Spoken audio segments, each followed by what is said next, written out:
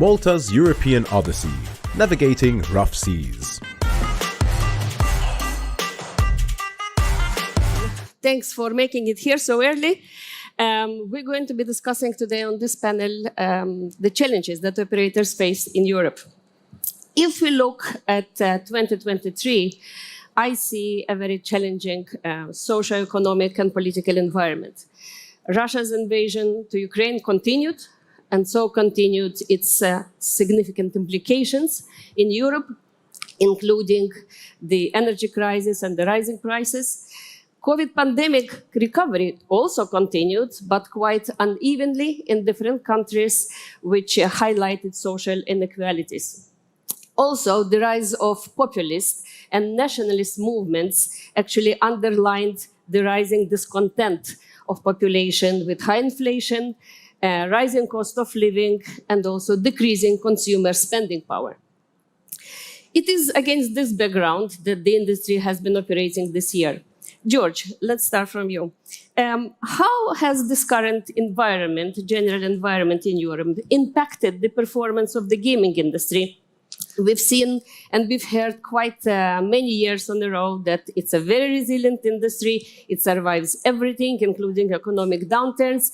Is this reputation still valid, or are you seeing starting some cracks showing? Yeah, I think you're right, Olga. I see a lot of the same trends that you're talking about, especially in the Scandinavian countries, that people are really scared. The inflation has gone up a lot and the currency has weakened, together with all the problems we have in the world at the moment. But surprisingly, it seems like our industry, or at least the numbers that we see in the data, stands up quite well against that. So we've actually seen a small growth also in the Scandinavian countries, but also throughout Europe, actually. So I think at the end of the day, iGaming and gambling content and entertainment is really important to people. So I think that's going to stay high up on the agenda to keep also when the wallet shrinks a bit, so to speak. Right. Thank you, George. Well, the general environment seems to be challenging, but managing, it seems. Joseph, how do you see within this, the regulatory environment in Europe? Has you seeing it becoming more and more progressively challenging and complex as well? What in the past year are the trends and the approaches of the very regulations has taken that you've seen and you possibly struggled with this year? One of the main things that we've been seeing in recent 2 years is the increase in reporting requirements. And we're literally meaning that almost daily by the hour. So this is something which is becoming a bit absurd. And the issue behind that is the technical approach that one would need to take. You need, obviously, technical people. You need bandwidth to handle multiple markets. I mean, if I had to take Entain in itself is obviously spread throughout the globe, all markets in Europe. And that obviously requires a lot of focus, a lot of resources, a lot of technical expertise. And then you start seeing absurd issues whereby your timestamp, for example, is not matching the regulator's timestamp. So we're really getting into the nitty-gritties, which is not necessarily compliance or regulation anymore. It's more like, data, and it's all about BI and analytics. But beyond that, there's also, this is not to mention DRG requirements, the intrusiveness that operators are now being asked to get into. And that, I think it's obviously getting a bit tougher and tougher, and there's a sense of exhaustion, if you like, as well. I think at least within the compliance world. Right. That sounds quite tough and on the brink almost, it sounds like. David, what about the B2B providers? Are the regulators as tough on B2B providers these days? I think that when it comes to B2B providers, regulators tend to be a little bit more, let's say, flexible. Most of the times we see the operator facing the regulatory frameworks, but on our side, we have the technical requirements that we have to comply with. Obviously, technical requirements varies from one regulation to the other, and I've been a very strong promoter to try to consolidate these requirements, so it will be much more easier for us to transition from one license or from one regulations to the other. I think one of the struggles that we've seen right now with the various regulations is that every once in a while somebody wants to invent the wheel, and then you need to figure out how to adjust. So what we try to do is to try to look at the lowest denominator, right? We're trying to find out what is the one thing that would fit all, and we move from there. That's our way to try to struggle with these sort of issues. But I do agree. I mean, those increasing requirement needs to be consolidated across all regulations. Right. So the regulatory requirement is also very complex, especially in international arena. But I'm seeing also another side of this complexity story. At least when you have regulations, you know what you need to comply with. Not always, but at least the hope is that when you do have the regulations, you know what you have to comply with. There is another side of the story that when there is complete regulatory uncertainty, and I've seen it mainly or maybe specifically when the new jurisdictions tries to introduce new regulations. And during this period, which everybody hopes is kind of manageable and short, but very often it lasts very long time. It's very unpredictable, both with regard to what rules will come post-regulation, but also what operators have to do while waiting for these rules to come into being.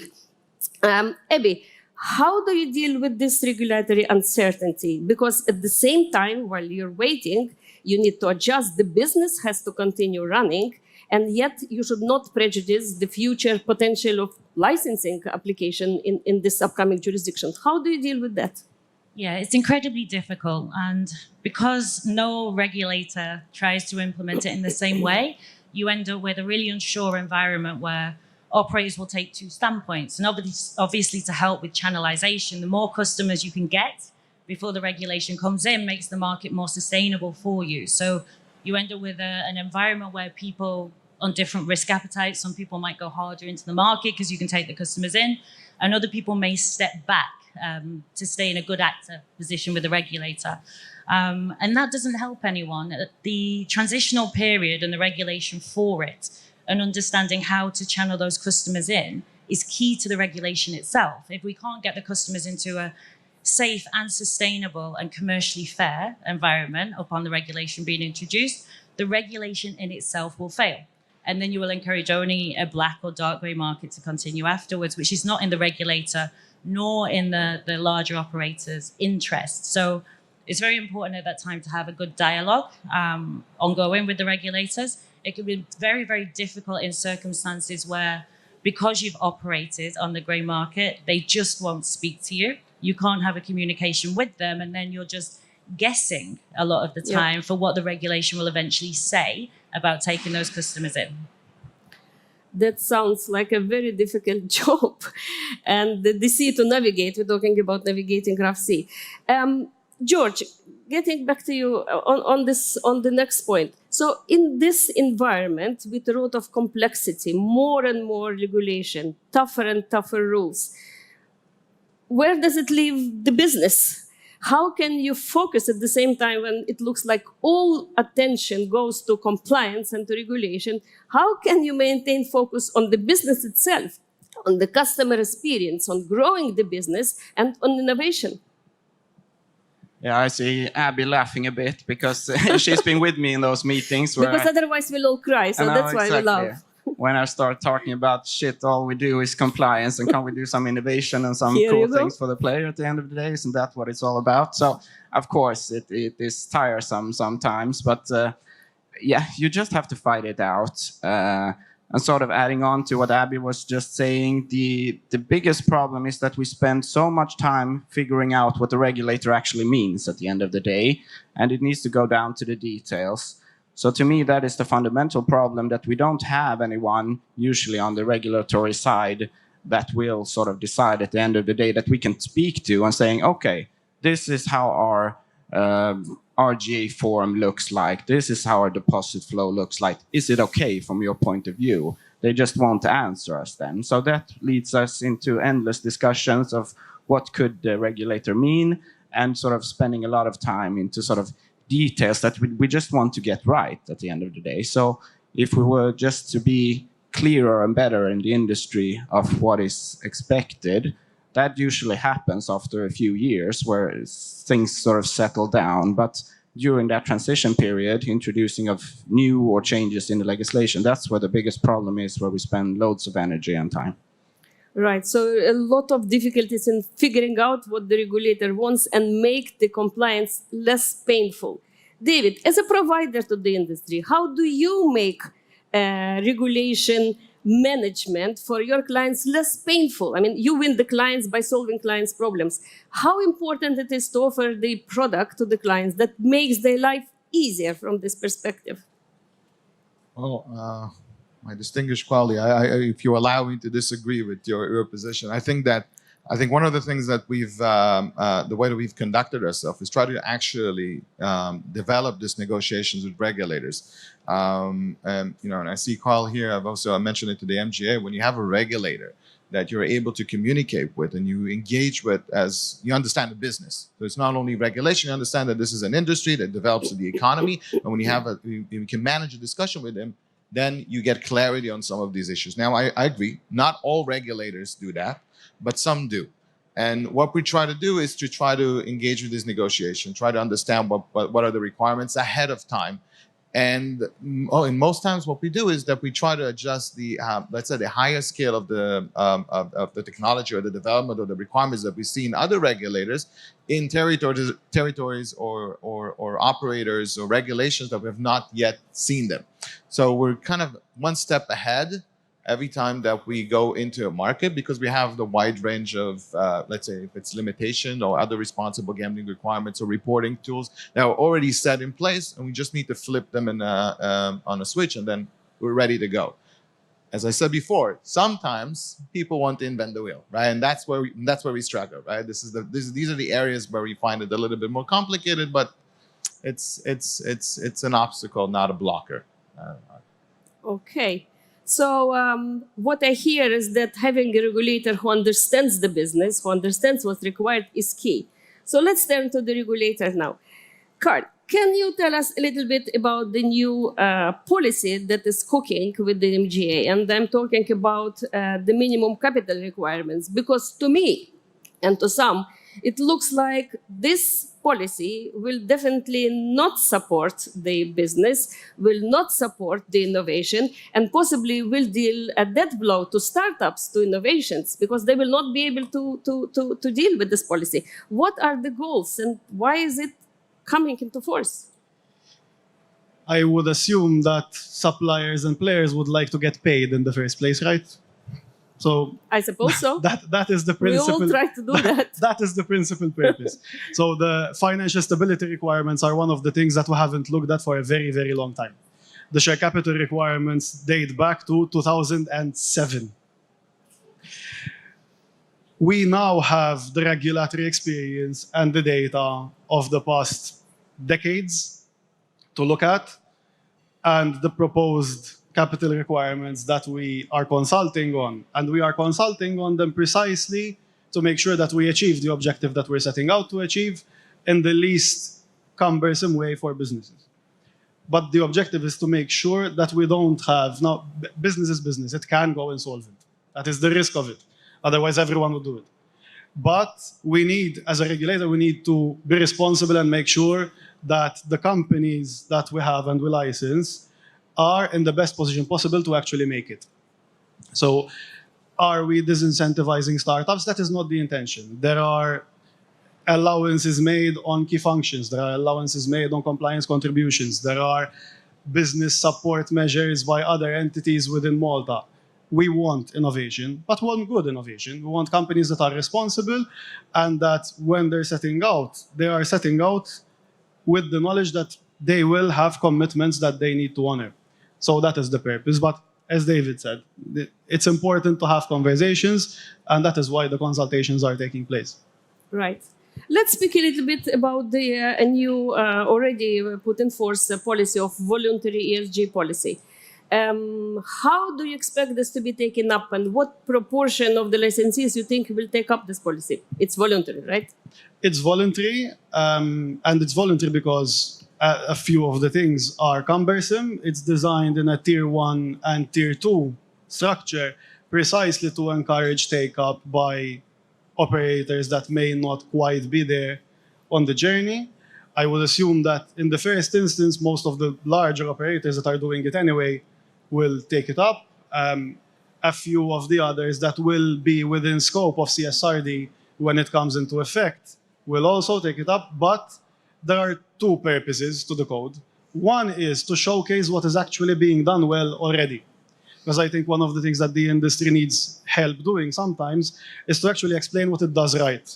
In our consultations, we had a number of operators whose first reaction was, no, I mean, ESG is a bit too out there for me at the moment. I need to focus on the business. I need to focus on compliance. I need to focus on life or death situations. And then when we started asking about how they do this, how they do that, yes, of course, we do that. So the measures are there, you're just not reporting them. So one is showcasing what is done right already. The other is to set out a roadmap on how you can continuously improve. This is a journey. It's a journey for everyone. It's a journey for us as an organization because we will also be reporting on the parts that are obviously applicable to us. We're not going to report on RRG measures, but it is a path. And I think having guidance on how to get there is always good. Okay, thank you. So there will be no reporting on RNG matters. Let's discuss one other policy that James also mentioned in his speech this morning, the affordability checks, the financial checks that UK is going to call them now. In some countries, it's already in force, take Sweden and some others. In some countries, this rule's being revamped, like the UK. Abby, I would like to know your view. How do you perceive these checks? First of all, how easy are these checks to comply with?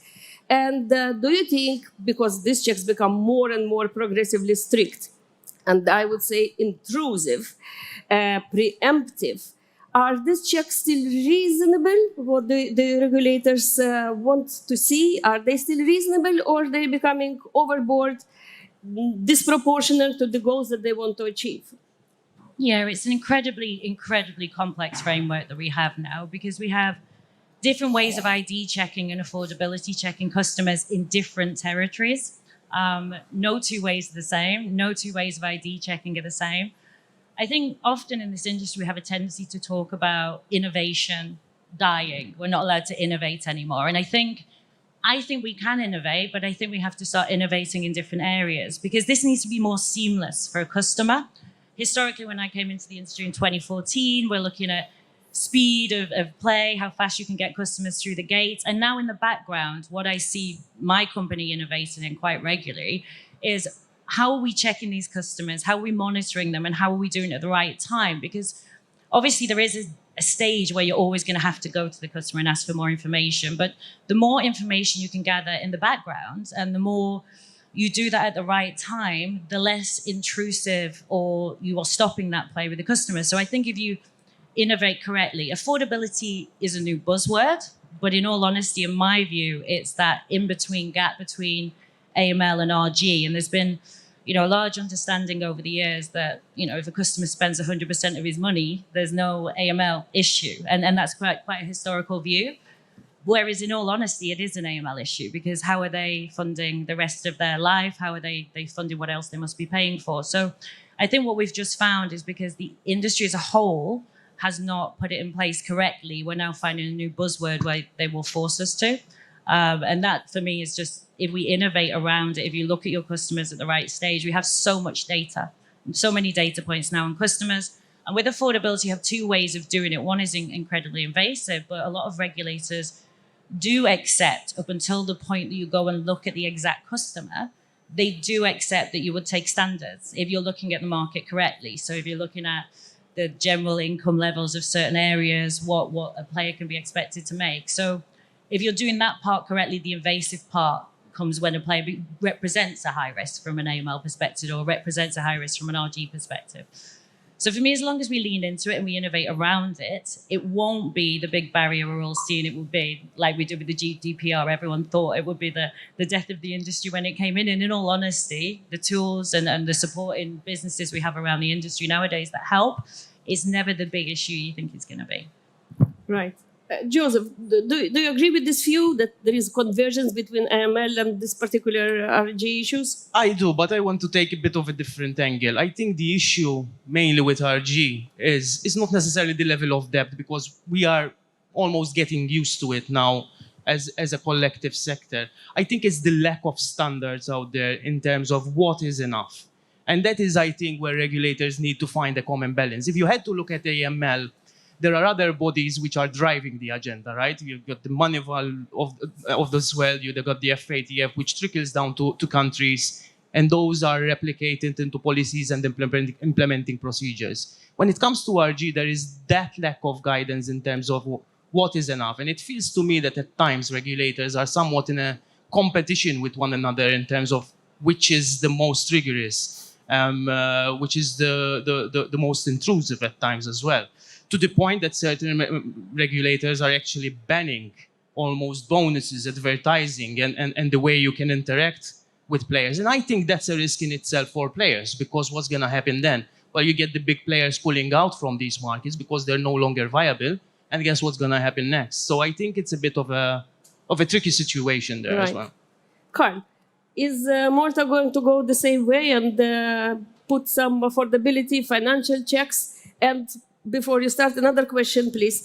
Now that it's public that you're stepping down and there will be a new CEO soon in a few months, can we expect, or shall we expect, a change on overall direction of the MGA? Can I start with affordability? Sure.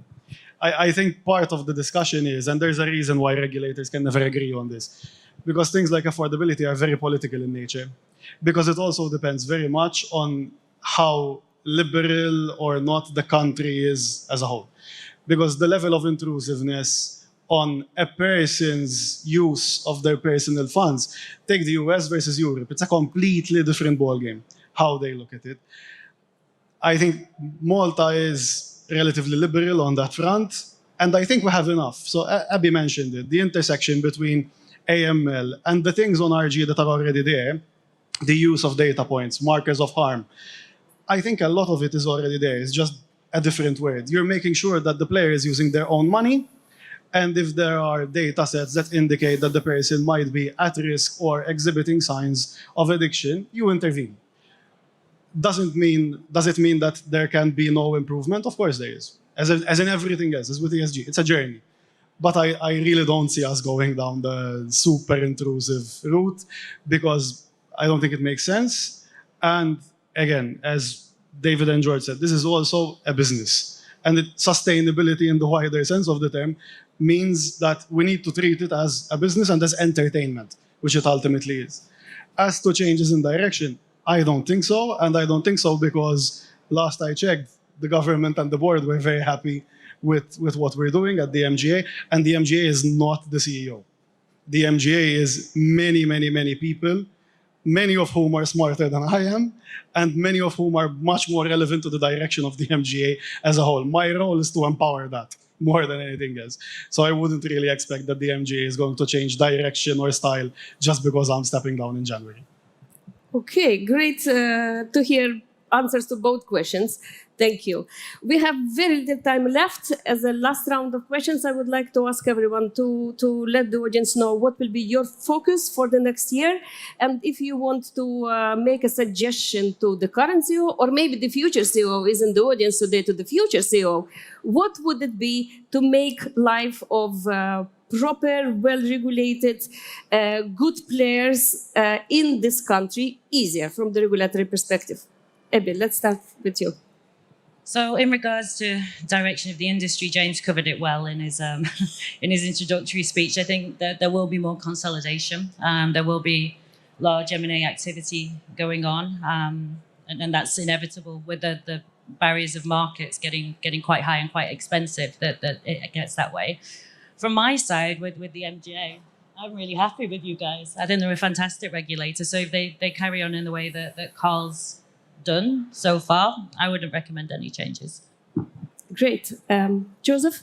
So my focus will be mainly to link up with the newcomers of the business. So we've seen a lot of acquisitions at Entain, so we've got Poland, Netherlands, and some other interesting markets. So obviously we need to integrate those players from a compliance point of view. It's not always easy when you adopt a centralized approach, obviously, but obviously that is the fun of it as well, from the other hand. From what Malta and the MGA can do in general is maintain the ecosystem, that Malta has created and the support that it gives and its open door policy. I think that's primary, and I'm sure, I'm very confident that it will endure. But I think also there needs to be a bit of a more addressing of the skills gap, especially in the compliance field. I think that is sort of somewhat felt. Obviously, the more we need compliance, the more we need relevant and expertise. So I think if I had to put one wish, that would be it. Thank you. George?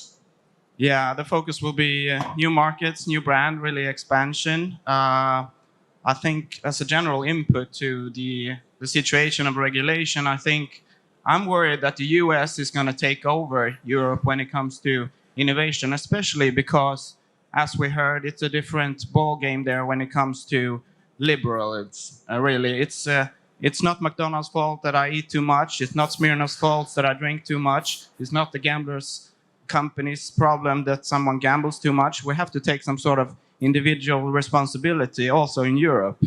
And if we don't, I think we're going to stifle the industry and we're going to lose out on the innovation, and the Americans and the rest of the world is going to eat us up. So I think that agenda needs to be pushed from MJ and whoever can in this room and this industry throughout the European Union to really have a thriving future for the coming 10 years for our industry in Europe. Thank you. David? So I would say two things. Okay, strongly think I'm still think that the MJ is one of the biggest cooperators that we have in terms of regulators. So I would recommend to continue in that approach, and to make sure that it protects the operators. I think that's one of the most important things that we see right now. If we stick to that route, that will ensure the sustainability of the MJ. That's the first thing. And I think that the second thing will be to for the regulator or any regulator to take a more of a risk-based approach. We talk about the responsible gambling and the MJ and AML tools that everybody are trying to implement and trying to figure out. And before we said that rules and regulation needs to be clearer, I actually think that it needs to be less clearer here and to give a little bit more flexibility to the operators and to the providers to make their own decision. If they make wise decision and they implement them correctly, this is something that could actually contribute to the development of these tools, as opposed to studying strict rules and then sticking to them and nobody actually understanding how to follow them.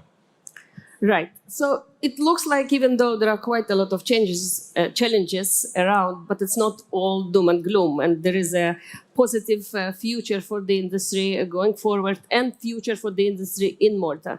It looks like the key to maintaining this future and improving it is this for the industry and the regulator to work together to ease the pressure of regulatory complexity while maintaining the high standard. On this note, I close the panel, and I thank the panelists for a very insightful discussion. Thank you all.